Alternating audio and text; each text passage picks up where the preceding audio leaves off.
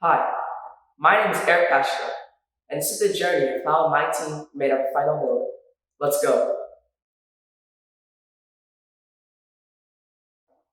There were four members in my group: Shayna, Juan, Emmanuel, and I.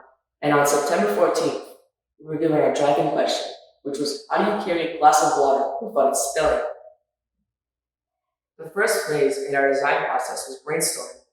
For the brainstorming process, we made 5 scenes that related to carrying a glass of water without spilling it. This proved somewhat difficult as we were still getting used to each other as a team. Then we made 2 problems for each scene and a solution for each problem. We later learned our scene was a cup on a zip line, and the problem was that the cup spilled water while going up and down the zip line. The second phase was researching. We divided our requirements for our prototype into 2 categories: essential and non-essential. We made sure to accomplish everything that was essential, and some things that were not essential, but we felt could be important, like a design that surrounds the cup. Once we had our subcomponents, we made one rough sketch for others to see. We even got feedback from another group of students and Mr. Fry saying their design was good. Then we started the prototyping phase. We started by creating a design that in mind already works, and since we already had the measurements in mind, it was pretty easy. Then we sent the design to the laser cutter and had it cut out. Then came assembly, which we took our time on because we wanted our build to be exact and we wanted our prototype to be well made. Then we tested our prototype. Our design's weaknesses were shown, and the weaknesses specifically were the point at which the prototype connected with the carabiner clip and the lack of layers on our prototype. Now, finally, we could start our final build phase. We took what we learned from the test and made changes for the better of our final build design.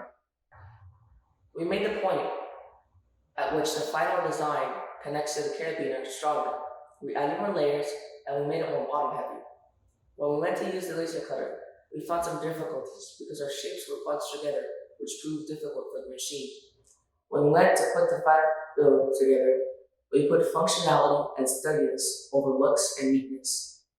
Then we tested our final build and it worked very well. We even gave it the name Everest because it was tall, strong, and pointy. Then competition day came, and we were nervous, but when it mattered most, we worked as a functioning team and dominated. We finished the challenge with a time of 1 minute and 14 seconds, which was the best in the school.